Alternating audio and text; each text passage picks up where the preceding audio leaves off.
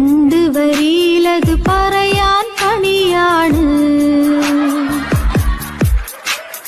ഒരു പെണ്ണിന്റെയും ഒരു ചെറുക്കന്റെയും പ്രേമ കഥ ഇത് പുതുതാണ്. രണ്ട് വരിയിലത് പറഞ്ഞാ തീരൂല. നിന്റെ നിന്റെ നിന്റെ നിന്റെ പ്രേമ കഥ വലിയ പാടാണ്.